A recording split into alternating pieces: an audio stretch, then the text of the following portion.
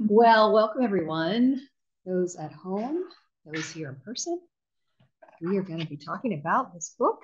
Some of you have a new cover, I saw a few old covers floating around. Yeah, this has been out for a while, and I'm curious. I wonder, how much the science has changed. It's published in 2000. Yeah. Yeah.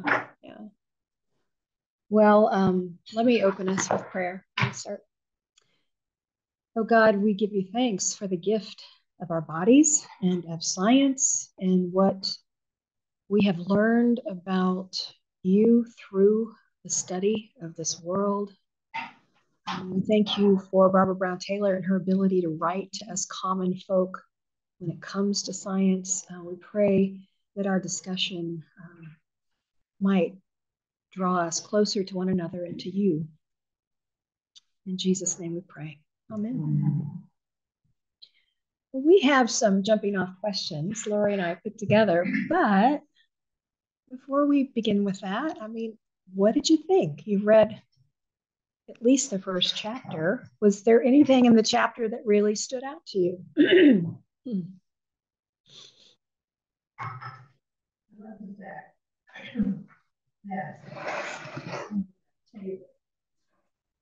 At the beginning of her education, decided that science was not her thing.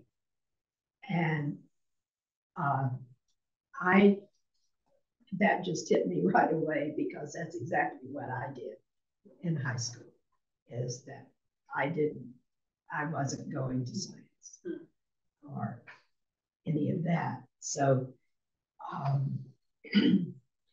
I love the way that she tells so much about herself and how she was doing, how she was trying to figure things out. And I really admire what she does. I know exactly where she lives. And I just am appreciative of what she's been able to do during her life. And it's something that we all need to know, need to understand. And I had never thought about,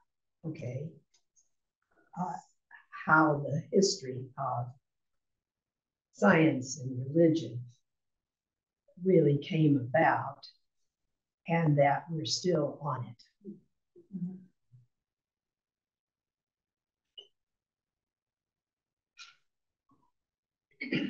I too really admire always in all of her work the way she uses herself. She's got such a sharp intellect, but she also has humility and uses her own story. And so the piece in this chapter that I love the most is when she got feedback from a scientist who said, like, no, wait, you're doing fuzzy thinking. And so she just didn't say, oh, in religion, we don't have to. She said, no, let me use this as a chance to sharpen the way that I think. And I really, that's a model to me. Like that stood out to me too, getting feedback from a scientist. I'm thankful for her as a translator, because I too, science classes I had to take them, but I didn't understand them. They were very hard for me.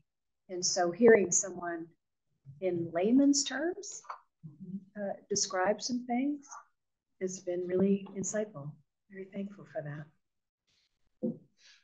When Michael and I did the Quarks, Chaos, and Christianity adult forum, and written by John Polkinghorne, a theoretical astrophysicist, and so is Michael, a theoretical astrophysicist. And I was surprised that he wasn't an atheist. And he said, I don't know a physicist who's an atheist. So he agreed to co-teach the class with me. And in preparing for the class, as we were reading the book, and she talks about this a little too, we just define words differently. Like the word why gravity?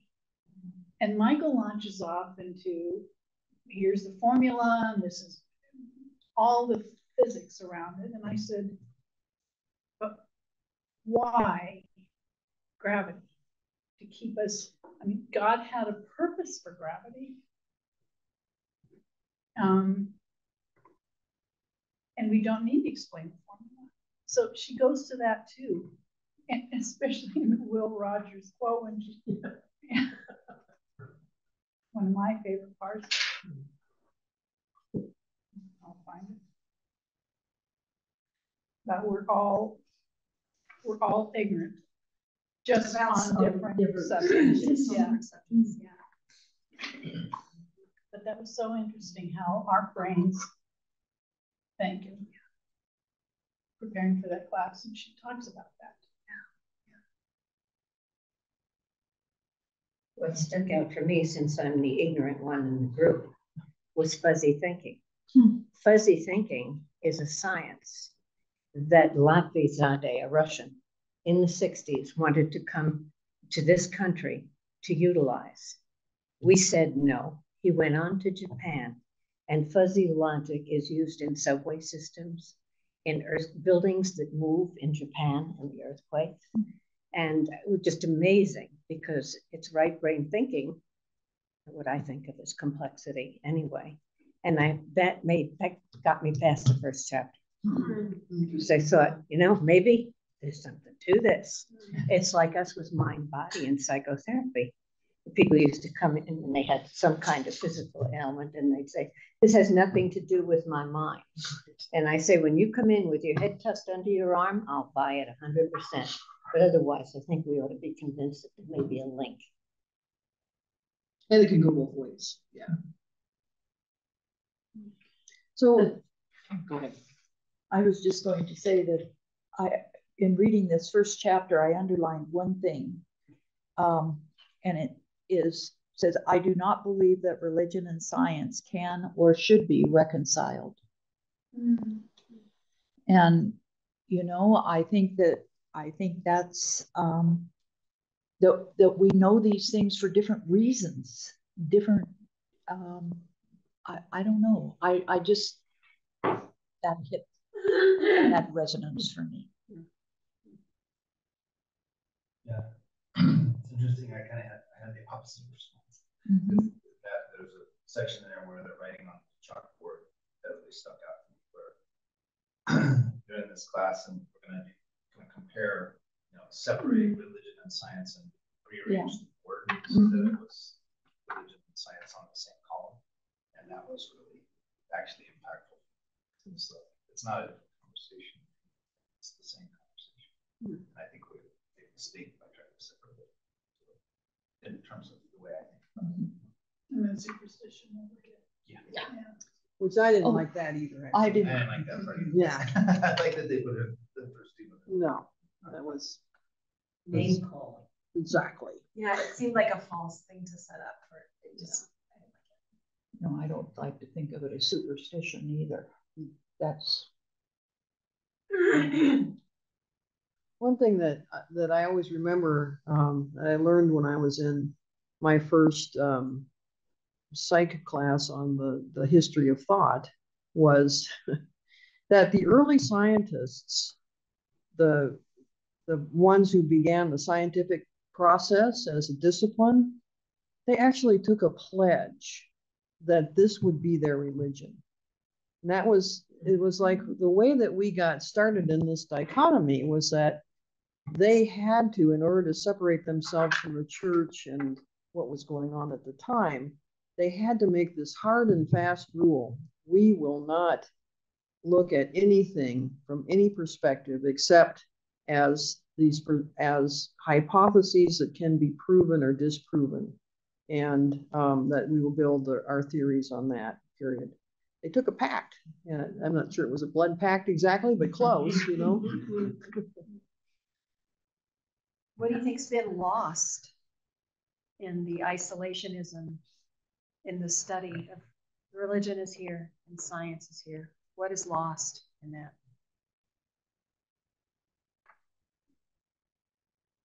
For me, it's the connection of the two parts of the brain, right and left, and equally validating both parts of the brain as important to who we are. That's a really cool way to put it. Yeah, simple and so true. Yeah. Which is another reason I don't like the word superstition, because Say more about that, Lori.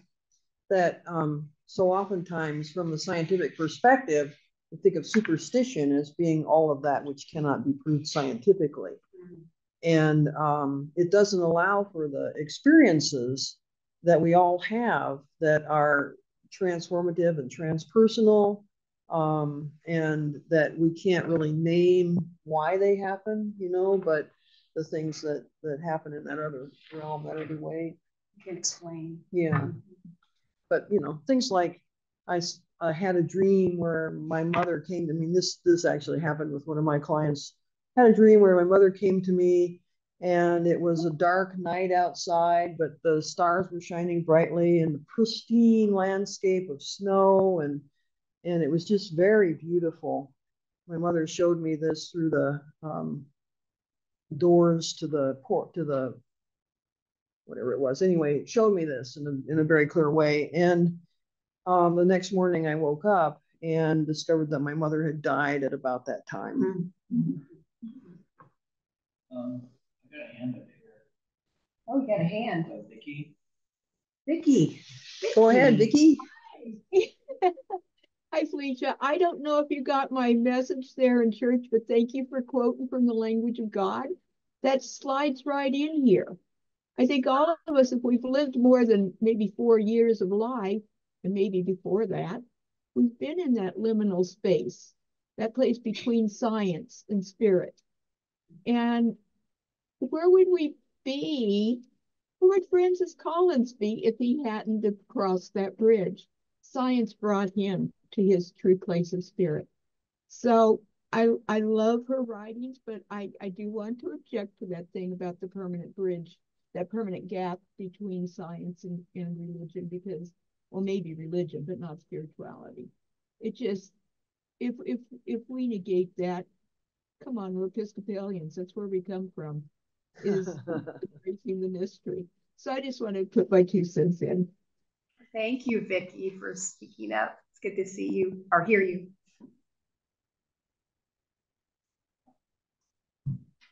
And so true. Yeah.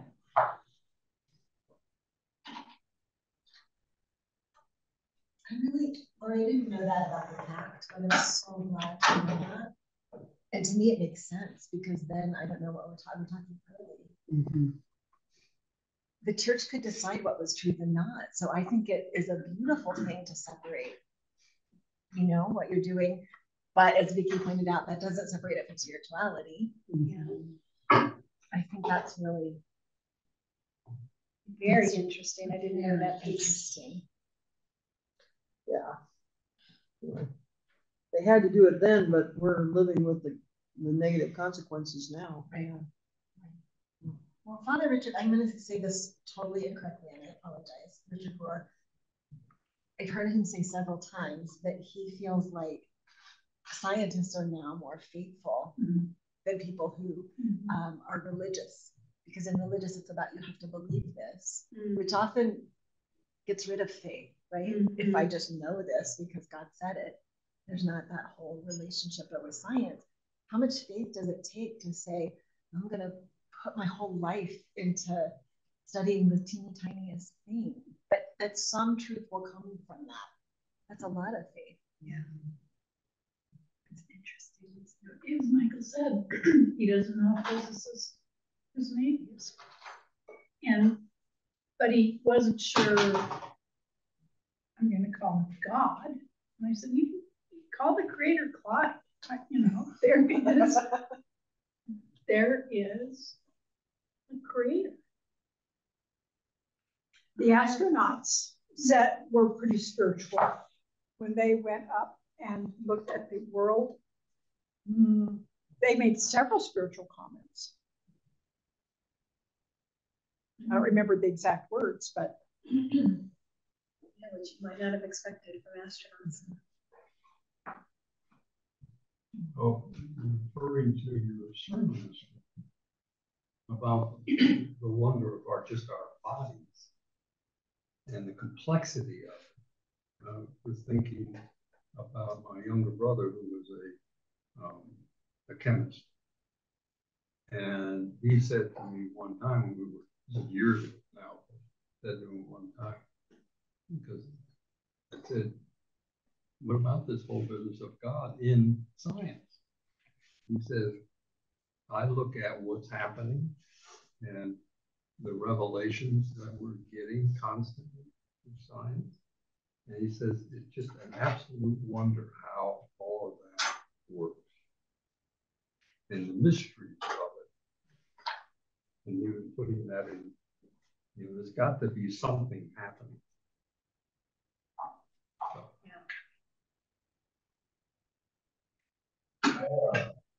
I unfortunately missed this thing. Did not read the chapter, but if I just could chime in for a second, you asking about separating science and religion, it seems to me like there's nothing wrong with it being an overlap. I don't think they would need to be completely separated, but I also can see a lot of value in keeping some elements of them separated, like see a Venn diagram or space in the middle. But I do think that it can create problems when people try to speak about religion in terms that they think are scientific but aren't. So I think that doesn't help anybody. It doesn't help them, and it doesn't help the other people get the message that they're trying to convey. So I think there is some value in keeping certain, I'd have to think a lot about like what specifically, but different approaches to what you're calling fact or what you're even calling belief. I also think is a really big question is like, do we talk enough about what we even mean by belief and faith? Because scientific belief, conviction, intellectual, like conviction about certain types of facts can be, I think, very different from beliefs about how we should like orient our hearts and kind of approach mystery and that kind of thing. And how you even like how do you decide when faced with just unknowing? There's actually there's one neuroscientist, I can't remember his name. He has this TED talk, I think, about what he calls possibilianism. It's like his thing, which is, I think he's kind of giving a kind of counter voice to some of the more militant atheists, talking about there's just so much we don't know, and that's where I think some of the scientists can get, it's like, you don't know it, it's not even like relevant almost, but it's like, there's so much that, could be possible, so. Mm-hmm. Possibilityism, is it? Possibilianism, I think they called it. Possibilianism, I like that. Yeah, me too. Makes me immediately think of the cosmos.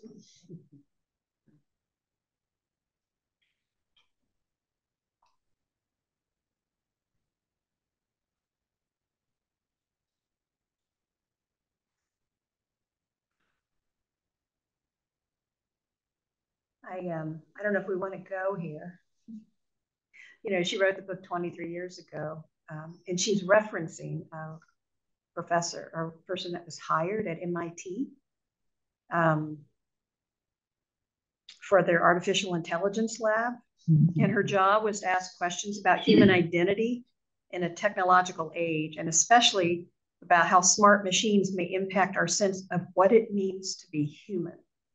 So 23 years fast forward, and in the news today, there's a lot about AI, artificial intelligence, and the concerns. I wonder if any of you have given that thought, or I notice Amy and Raven are kind of snickering at each other over there. It's a big topic in tech. So it's like it's in every simple thing everybody's talking about.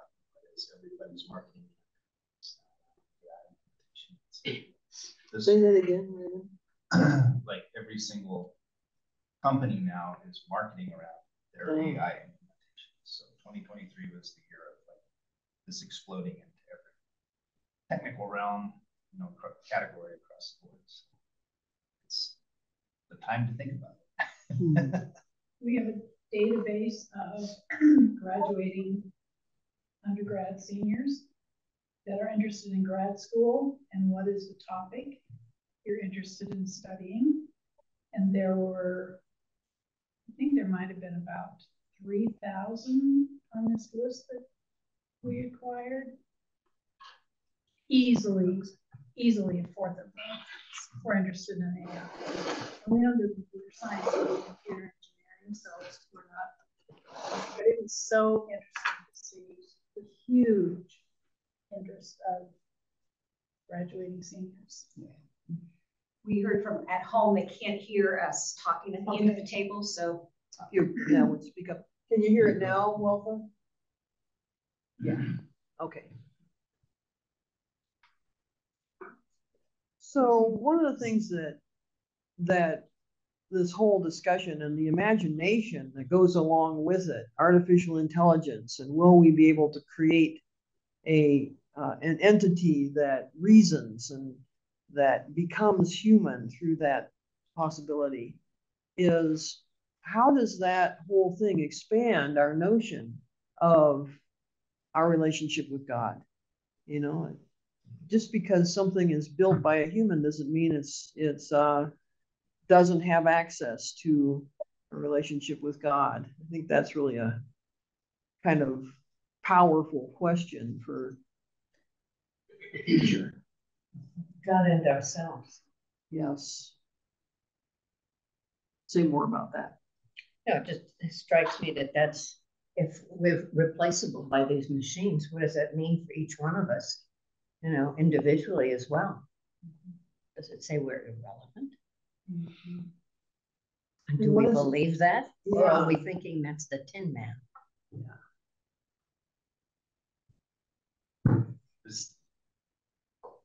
I've done a fair amount of reading on this, and some research on it, and I work with it as part of my job. So I think it's just such an interesting thing that we do with the idea of artificial intelligence, because one, we're decades, maybe 100 years away from actually having an artificial intelligence the way people think about it. Like, that is not what is present today at all. There's nothing, they're not even close to one another. But then the idea of, I think is kind of key in that, is like the idea of, can we be replaced? You know, what does it mean that that something can think faster than we can think about certain things? And, you know, what does it mean? Does it have an identity? Is it a being? Like, they're really great questions, like, to help us like think about what do those words actually mean to us, you know? And Barbara Brown Taylor says, should we baptize it? Yeah. A little tongue in cheek, I wonder, 23 years ago. Well, I'm thinking about that. Peter Ustinov, who wrote I, Robot. And I couldn't hear you. The novel, the science fiction novel, I, Robot, in which he defined the laws of what a robot can and can't do. Artificial intelligence. You know, he was, 100 years ahead of himself. But that's fascinating, that aspect of it. Establishing rules for the future. The other thought that I have, which is sort of counter to this, is that I think we need to, in our educational system and kids growing up today, they need to be allowed to be more imaginative. Because if we don't push that, allow that to happen, then we have kids more like robots that grow up to adults like robots, rather than expanding the whole concept of thought and imagination. I think that's a really good point, because if we do raise people to be more like robots, and the robots that we're creating are like far, far ahead of people, then that just is making us more obsolete. Whereas like imagination is one of the things that can keep us, having a distinction from the power of, thinking machines. Well, I say that because I'm thinking about today, kids growing up, they're overly organized, everything that they do. And where the kids, are they allowed to just create their own environment, whether it's a pickup game of basketball or whatever it is? How often is that allowed to happen? Aren't we talking about a function of faith institutions too, and beginning to talk for the first time, maybe in a long time, about what are our values? What does it mean to be human? Mm-hmm. Before AI determines it for us. Mm-hmm. I think about iPhones and kids having iPhones. Parents are tracking them wherever they go. To me, that would be crazy. My growing up, I don't know how I would have dealt with that. You would have left it in the tree. I would have turned it off or something.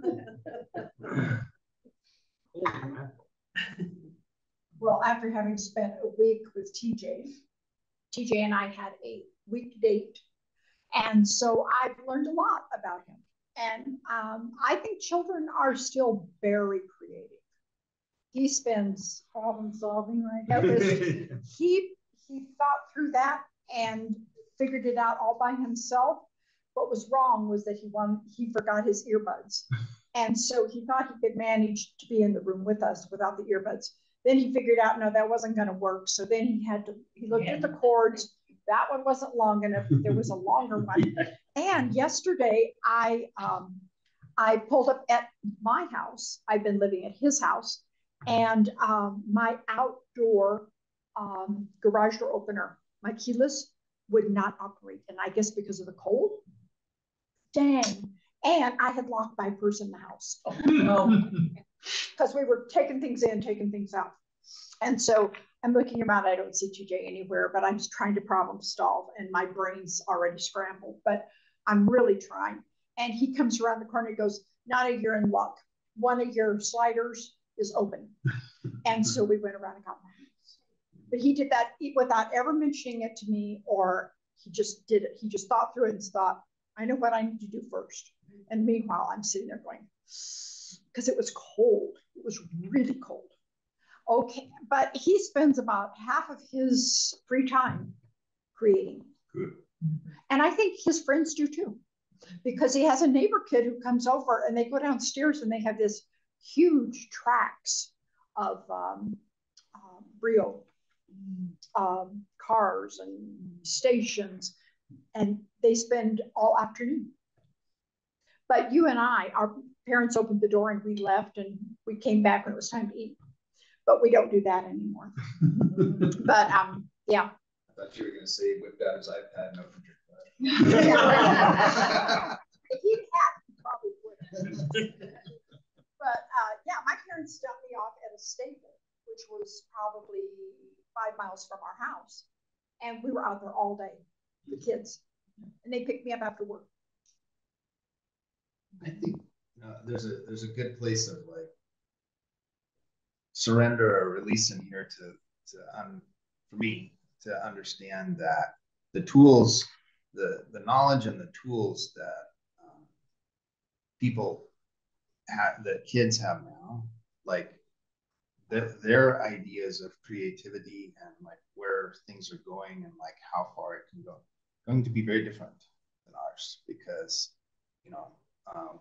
I know Amy and I are kind of at the cusp of like computers were just like my last year of high school, we got a computer. And so, but everyone now grows up with it in their hand, just these massive availability of technology. And that it's going to change a lot of things, in ways that we're not in control of them. We can't really understand a lot, whenever you grow whenever you grow up with that, that's going to be very different than not growing up.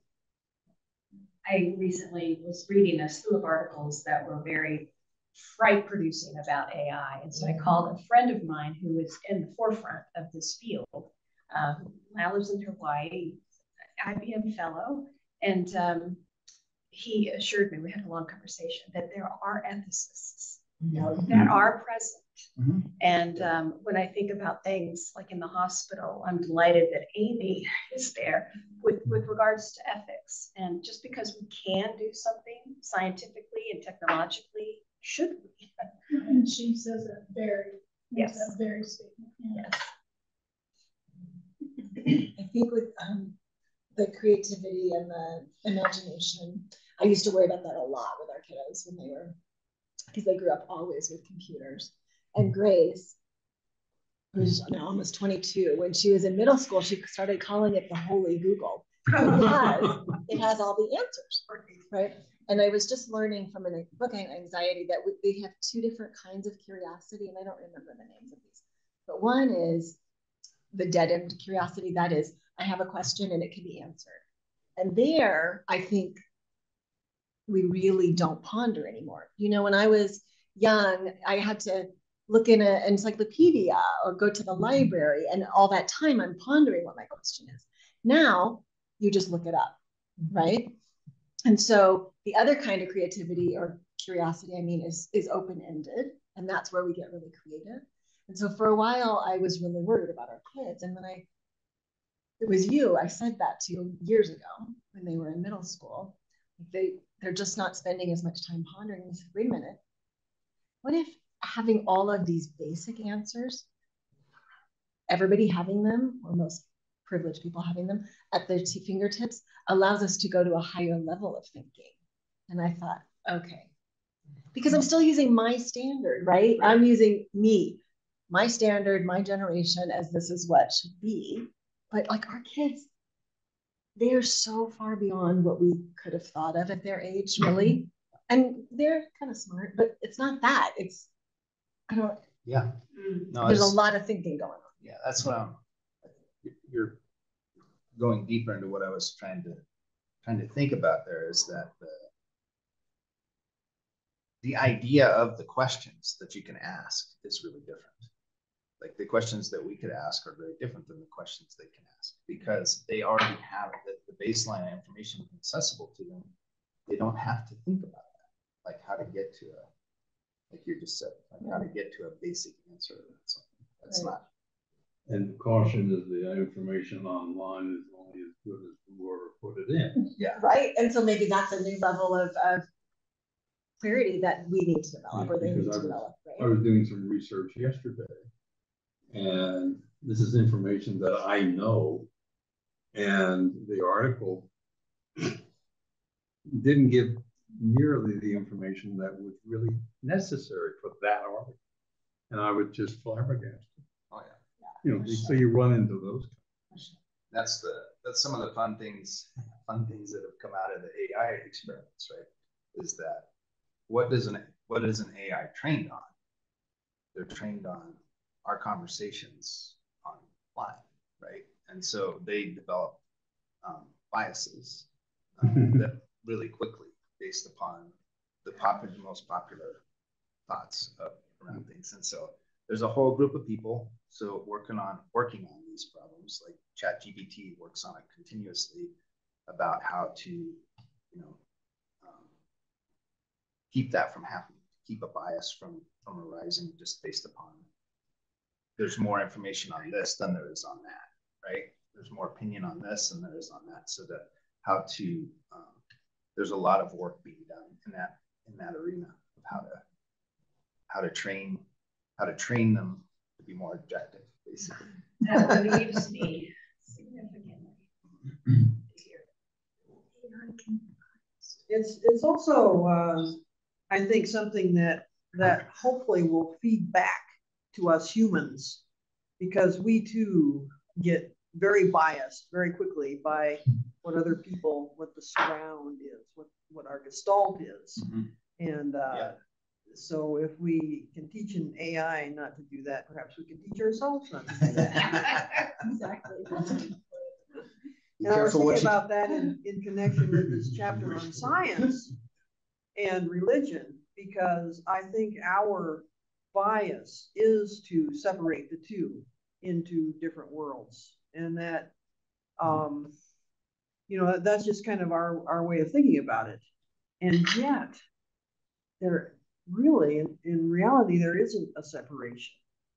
That because we're human instruments, we measure the world in a certain way with our human way of looking at things, which is a spiritual sort of way, one sort or another. And yeah, so, you know, it's all kind of built in. And yeah, so we talked about, Barbara Brown Taylor talks about doubt and how doubt informs science. We know it's like, you know, you form a theory and the hypotheses are supporting the theory, but there's still doubt that's built into the system. Well, maybe we'll find different hypotheses that are better about a different theory. And so we can junk the old one and move into a new one fairly flexibly, fairly fluidly. And in religion, maybe the same kind of thing needs to happen. And you were gonna. Well, a quote that she had in the book, theology is not static. It's not a monolithic discipline.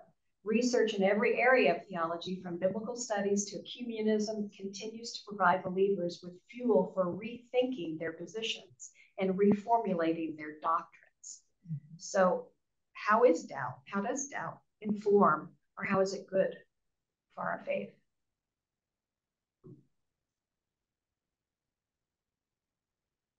I think it's so essential. And I do think that there's some theologians who are always wanting to be changed. I don't know that that's all theologians, right? That's all. Yeah, that's all I probably want to say about that. But I think that doubt is such a beautiful thing. It goes with imagination too, right? There's space in that. Uncertainty, you know, when you meet a person and they're just so certain, it feels like there's no space in that. And that's what I love about science is, yeah, I hope I'm someday proven wrong, because that means that science is advancing. Yeah. And quoting Richard Rohr again, the opposite of doubt is not faith, it's certitude, which is a dead end. Yeah. To me, the stumbling blocks in religion are the dogmas. Yes. If you don't believe this and this and this and this, then you're not a Christian. Yeah. And that means that you're not supposed to question. And that often gets in the way of your thinking.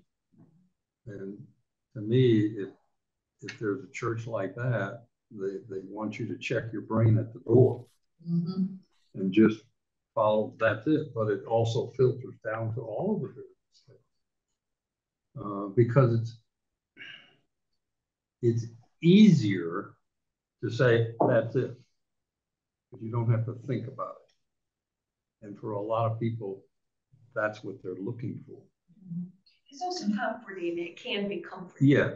It's that assurance that this is the way, this is right. God said it. I believe it. That settles it. When they say you have to think that way too, that presents a problem. Well, and it seems to me that without doubt, there would not be learning. There'd be no study. I think what everybody said is, you asked this question in the beginning about, or a little while ago, about what's the impact of separating them, separating these two, you know, science and religion. It's the dogma that's the impact, because if you're dogmatic on either side, then it just slows everything down. So the impact is that we move slower. We think slower about how these things, and we close the doors on possibilities, I think, you know, because if this is the way it is, then you don't look any further. It doesn't matter if you're a scientist saying that or you're, you know, priest, right? Yeah. You know, because there's a lot of dogma in science. Absolutely. Yeah, there is. Got a couple things things here. Well, first, really quick, Vicky says that we meant curiosity. Yes. Sure, and then got the hand up. Here, Judy. Waiting.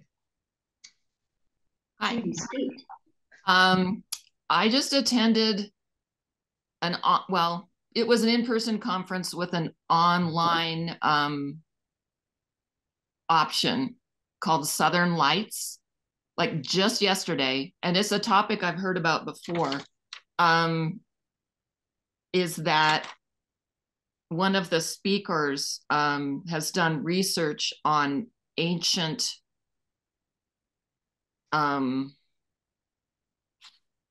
what do you call them? The ancient texts that exist, the physical scrolls and whatever that exist.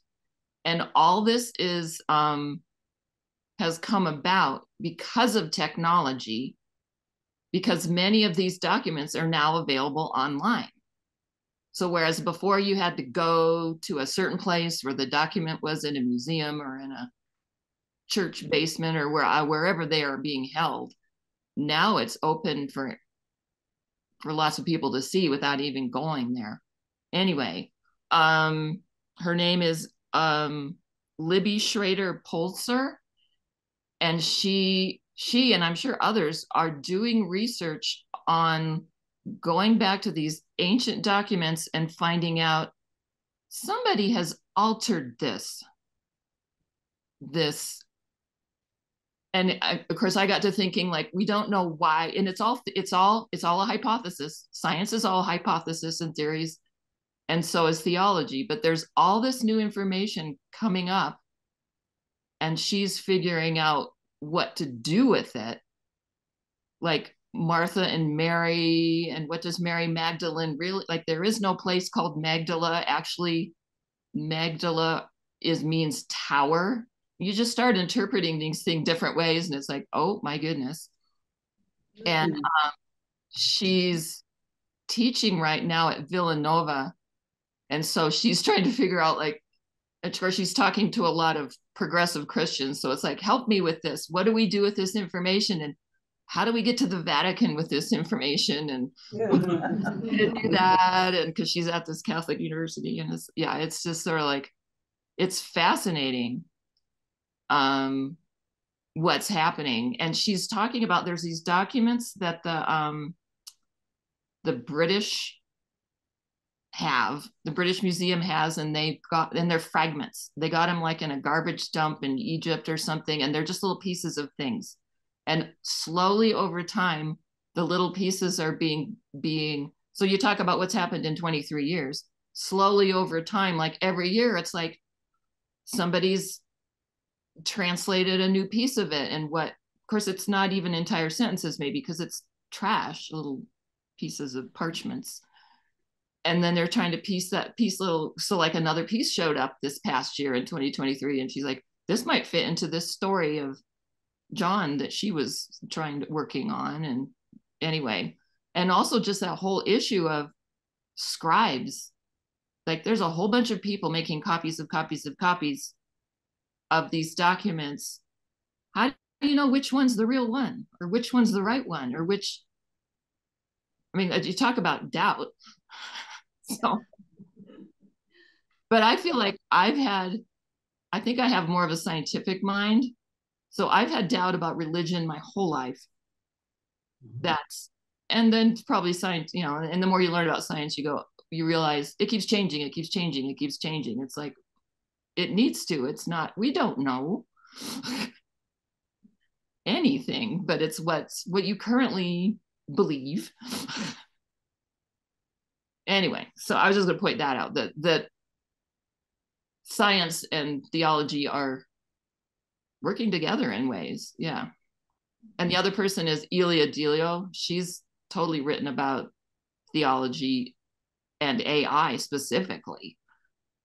So yeah, if you're interested in AI, read her stuff, because she's totally about where humans are, how humans are evolving with this technology. Like it's part of us. Maybe even physically at some point, but yeah. And in ways it already is. You might have a pacemaker or an artificial joint or something. Science is already in you. So in those ways. So I mean, even just you think of all of pharmacology, pharmacy, all these these things are in you. And that wasn't natural. That was science putting it there. So yeah, it's evolved. We're evolving. Anyway. Hip injection. Yes, science, exactly. I have been joking about becoming kind of bionic because I had cataract surgery a couple of years ago. And I have hearing aids, which I can take out and put in, but still, there's a sense of bionic woman about all of it. And that's so true for all of us. But what this brings up for me is kind of the long-term stumbling block I have with the Episcopal worship service, which is the Nicene Creed.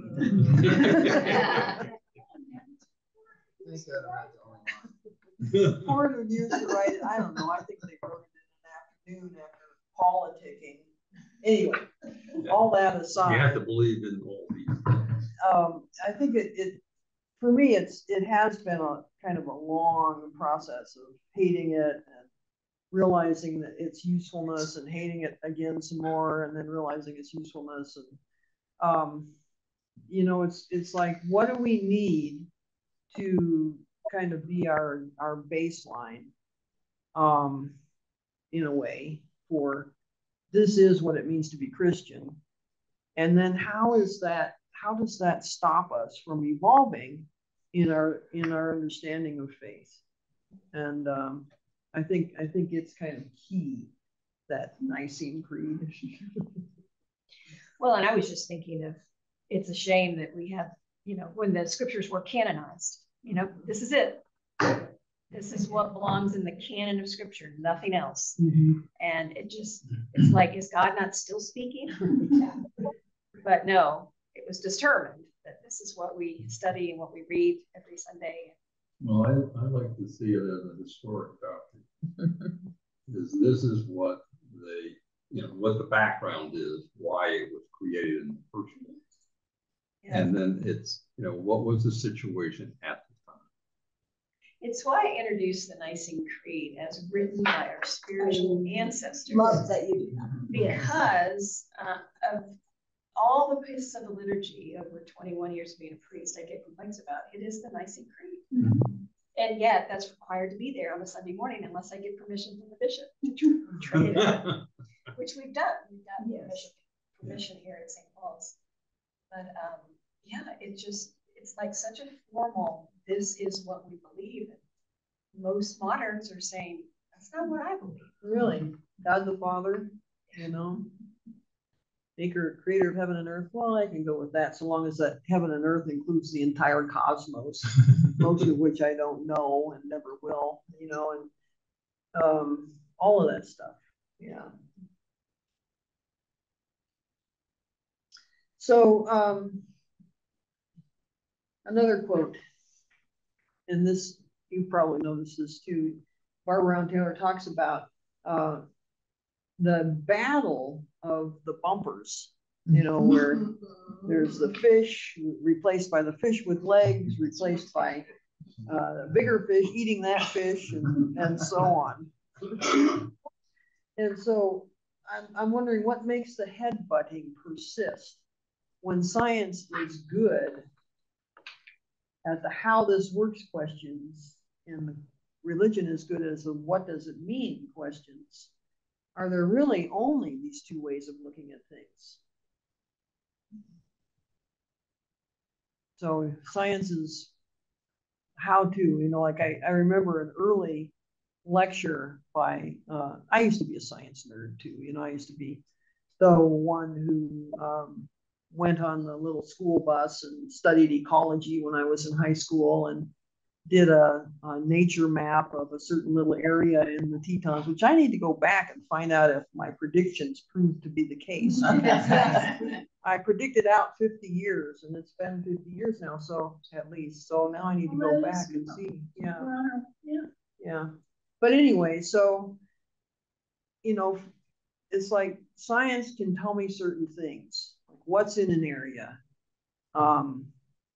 what is the mechanism of joy even, but it can't tell me how come some people are feeling joy, some people are depressed, what goes into that in the human soul. You know, so it's kind of like that, and that falls to psychology, maybe religion, maybe. What are the ways really of talking about the world, and why do we have to have this butting of heads between the fish and the Darwins and the fish eating Darwins, or Darwin eating fish, or whatever? Yeah. Have we just gotten away from meaning over I don't know, millennia maybe? And so it's, you know, this is what we believe, this is what we believe, but why do we do it? I mean, what's the difference? I think the web is the solution. How so? The web. Instead of the military model, industrial model, we have a human model with everybody, like here, putting in what they think, what they feel, what they believe, what they know, and sharing it. And then we can all grapple with it and come back with different ideas. I think, I mean, a big reason for the push for distinction and secular thinkers and things would say, you know, the part of the big problem with religious beliefs is kind of anything goes. Anybody can make anything up from anywhere. So, like, what can constrain it? And you know, skeptics and atheists, you know, see value in the constraints of what we can see and you know and study like that. I wish I could think of a better example, but one thing that comes to mind, which is kind of between, because it has to do with values and what, you know, is a good life. Like my dad's a Jehovah's Witness, so I've kind of been thinking about that stuff. And they, you know, will disfellowship some people because, you know, they didn't live according to the rules, and they won't be allowed to talk to their family, and their family won't talk to them, which is kind of insane to me. And that's a belief they have, and that doesn't seem to come from science. And if you took sociology and psychology and scientific studies and probably, you know, neurology, how does that affect people? How does it affect their brains, and what kind of trauma does that give you? And like, so there's where there's a real clash where I can see where, you know, scientific minded people see that kind of thing and want to put more constraints on what people believe in, or, you know, where do their convictions come from. So it's like really a big question, you know, for me is like, where do you allow religious beliefs that are not scientifically grounded, and then where and how do you challenge them or limit them, constrain them? We see that really practically nowadays in things like the anti-vaxxers, you know, that, or keeping Darwinism out of public schools, or banning books, all of those things. I love getting rid of what do you call them? What you were talking about, learning to read the whole big series of books. The name just went out of my head. Thank you. Banning that when we have the computer. Yeah. Just kind of, all it does is affect the business entity of the encyclopedia. It doesn't change anything else. Or banning anything, right? Because these kids can find everything. Yeah, it's not. So they're so worried about teaching children about sexuality. They already know more than their parents. I'm sorry. They could teach their parents some things. Not necessarily good ones, but something. Yeah, I have a 20-year-old, so grandchild. So. It used to crack me up when the kids were in high school, because like you try and put those kind of, it's too late. Right? like we've made this stuff available, so to then think that you can then confine that down so people can't access things is just, it's actually pretty ludicrous.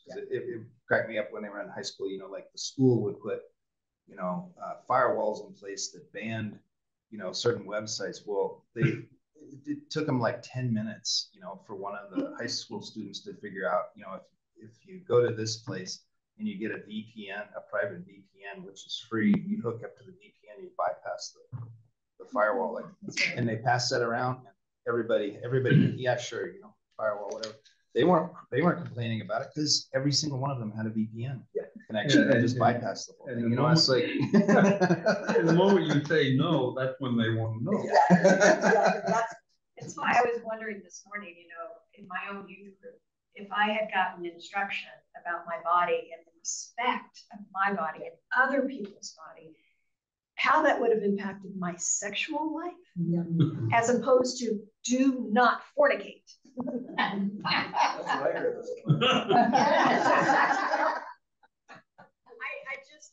go here in the sermon, but I certainly went here in my head.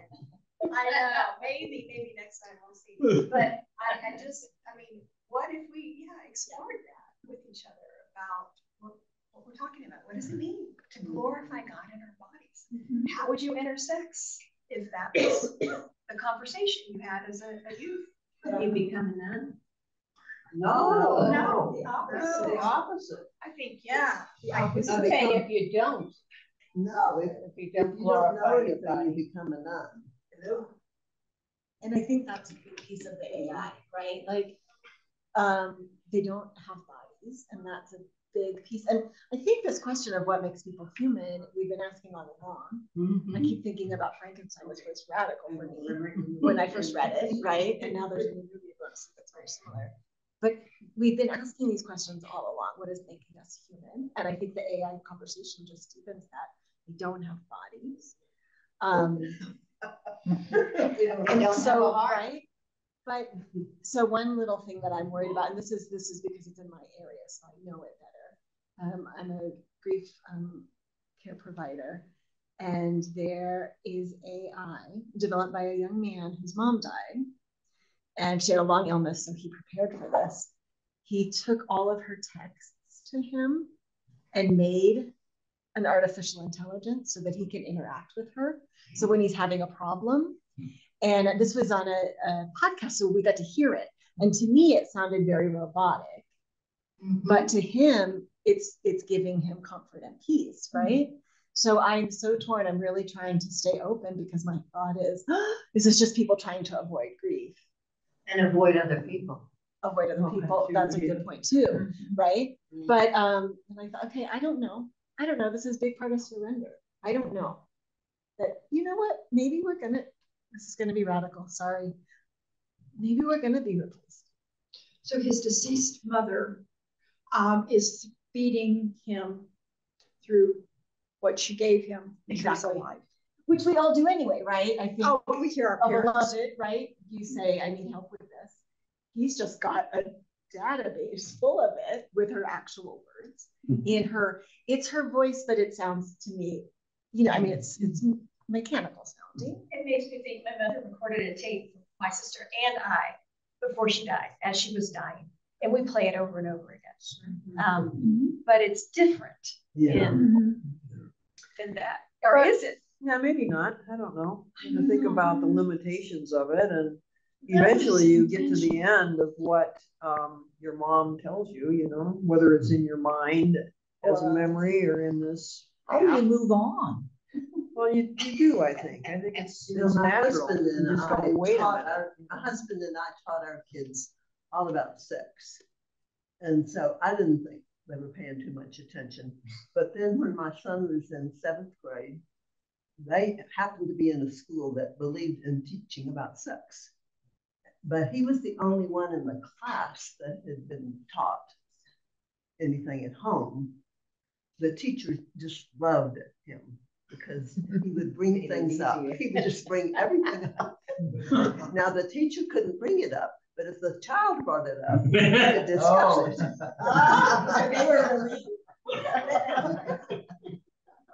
Somebody would ask. So glad you asked now. Okay, well, we are out of time. And so to honor everybody's next things that you have to do, we should probably end here. But thank you all for coming, and save your questions and thoughts, because we'll do more next time. And not next week. Not next week, right? But yeah. We'll have the annual meeting next week. 2 weeks, right? Yeah, 2 weeks. She begins the next chapter with Stephen Gould. From Stephen Gould. All right. I don't think we'll have any problem talking. No. Doesn't seem like it. Okay. Well, let's have our own win. I like that. Beloved, thank you so much for bringing us together and for everything that you teach us through each other. The ways that, as we're open to the questions and our responses to the questions, we push ourselves into new areas of growth and understanding. Thank you for this community, for its belovedness. Help us to continue to work to serve it and to serve the larger community as well as we grow in knowledge and love of you. In Christ's name, amen. Amen.